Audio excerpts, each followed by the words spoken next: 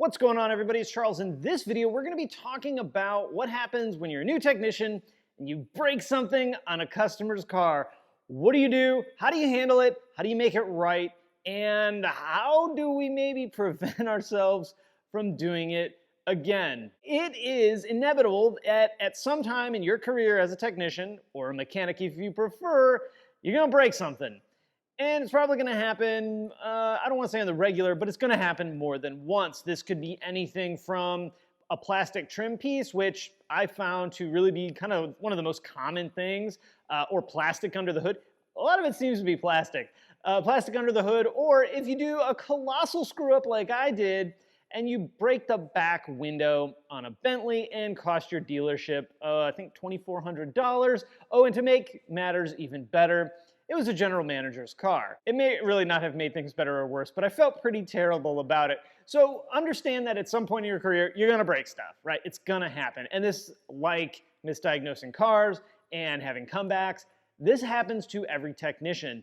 Modern cars, I'm not gonna blame them completely, but let's face it, they have a lot to do with that. And I'm sitting here looking behind the camera at two Mark IV Volkswagen Golfs that probably have among the most brittle plastic on the planet. Understand, first of all, that it's gonna happen, right? And I'm never gonna say that it's okay, because obviously, right, this is one of those things that should go without saying, yet I feel like I have to say it.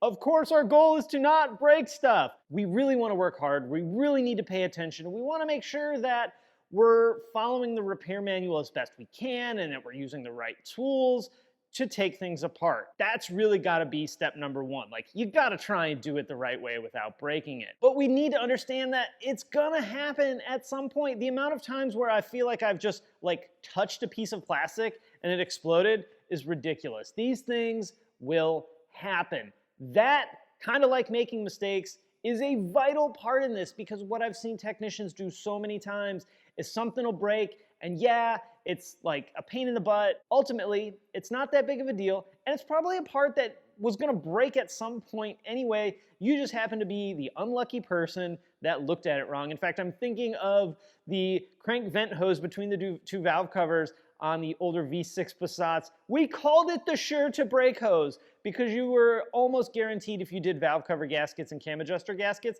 that that dang hose, when you touched it, would break. So now we know it's gonna happen. Don't beat yourself up about it. Too many technicians beat themselves up about it.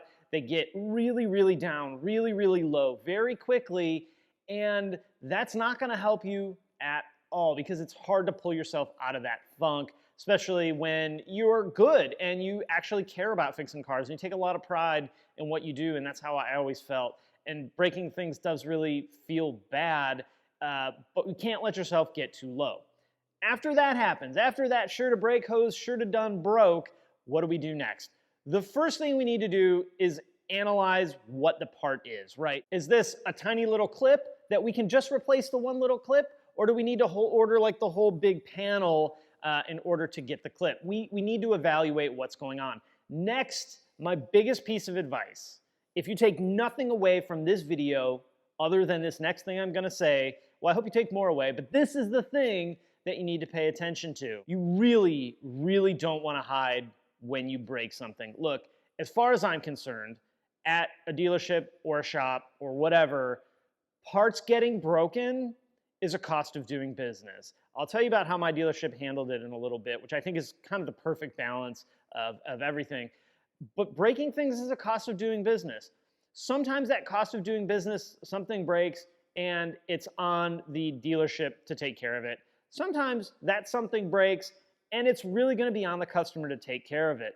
It really depends on the situation, but hiding it is the wrong choice, okay? The first thing you need to do is you need to get the next level of your team involved. Shop foreman, team leader, service manager, whatever. Get them involved and show them what happened. Don't lie about it. Don't be dishonest about it.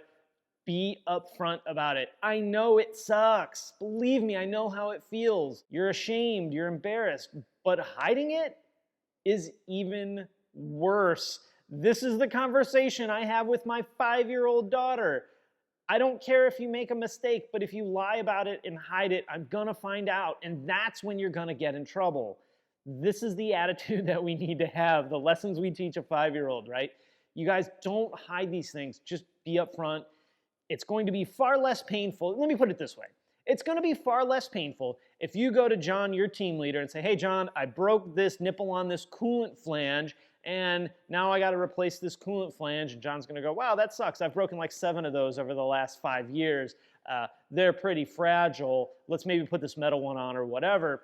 That's probably going to be the conversation that's going to happen. And we'll talk about how to deal with that from a customer standpoint in just a second.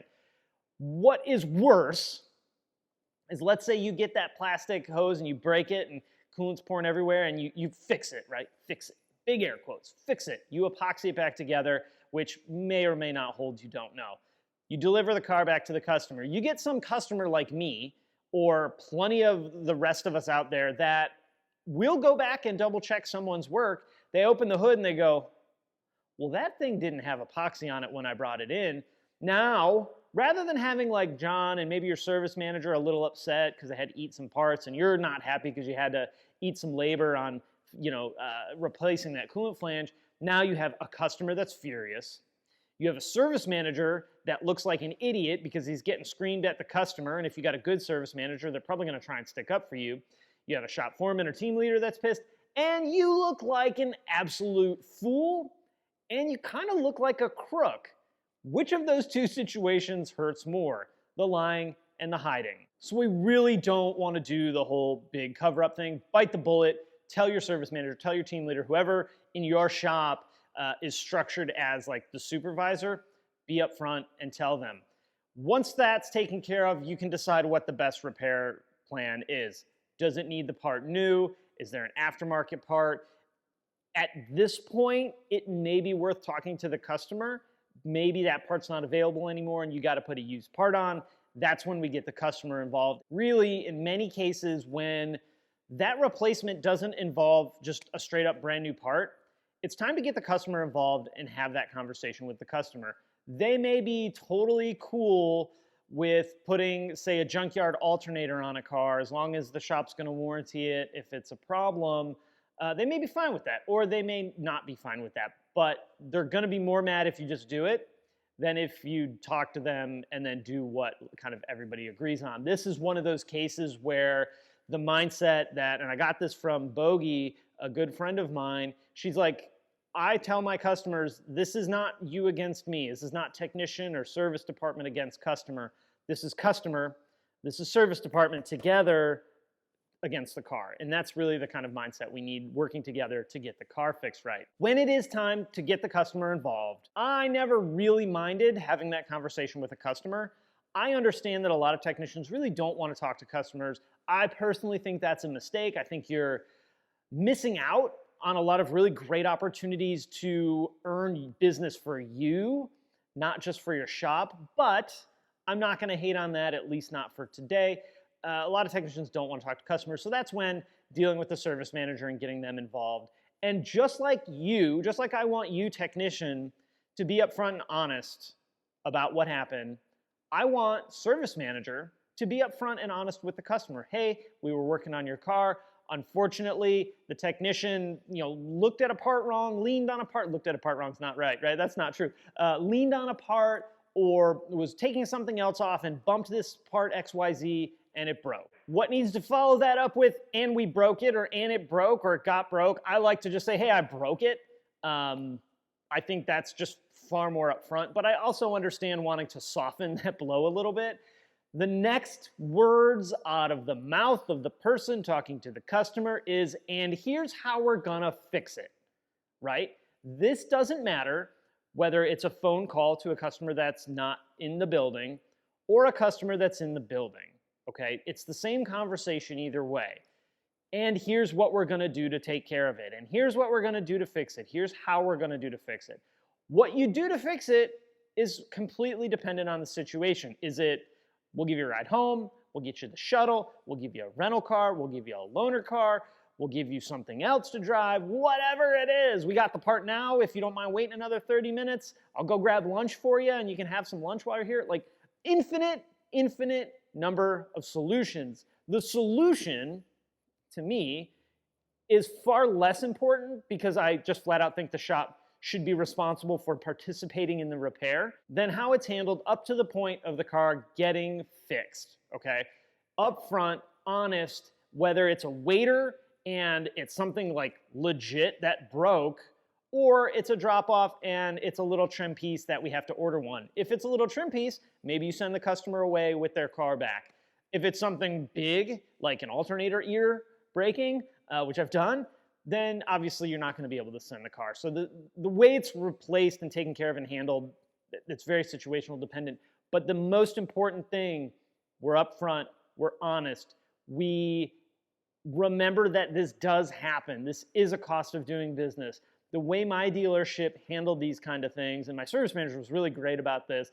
I don't even think he actually yelled at me ever about breaking something, but I know there was a handful of times that he wasn't happy, and some guys like made really dumb mistakes, so they got fussed at really, really bad. But this is how it went. You break the part, you come tell me right away, just like we talked about through this whole video. Come tell me. Get the part coming. Get the part put on. I'm taking care of paying for that part, whatever it is. Whether it was a dipstick funnel or a dipstick, or you didn't install the torque converter all the way in a transmission and knocked one of the ears off of the ATF pump inside a transmission. $3,000 transmission, $2,400 Bentley windshield, dipstick funnel. It didn't matter. Service manager paid for the parts, cost of doing business. Technician installs parts for free. Luckily, I didn't have to put the glass on, but I did give the guy a hand with the glass, and I had to do a bunch of other stuff to kind of make up for that one. But the technician installs the part on their time. And I think that that's really, really fair, especially because I've heard of shops making technicians pay for parts that they break. Now, we did have one case in the like 15 years I worked there. I remember one time where a service manager made a guy buy a part, and that was because it was about the third tire this technician had busted running fast onto his lift and nicking the lift with the tire and busting a hole in the tire. He made him buy a tire, but rightfully so. That's a question you probably want to ask on an interview. In fact, maybe we'll do a how to do good interviews at another time. But anyway, I think that's a great policy to have. Always, always, always just be upfront, bite the bullet, learn the lesson that I teach my 5-year-old daughter. Talk to me up front. Let's get it handled now before it's a problem, because I'm a lot less mad if we can handle it than if I got to deal with a customer screaming at me because they found something you tried to hide, and that makes us all look bad. With that, I hope you guys are enjoying this series. If you have other ideas for topics for new technicians, drop them down in the comments. In the description for this video, there is a playlist link to all the other videos in this series. I am out. Thank you guys for watching. Best of luck. Happy wrenching, maybe? And I'll talk to you again next time. Bye-bye.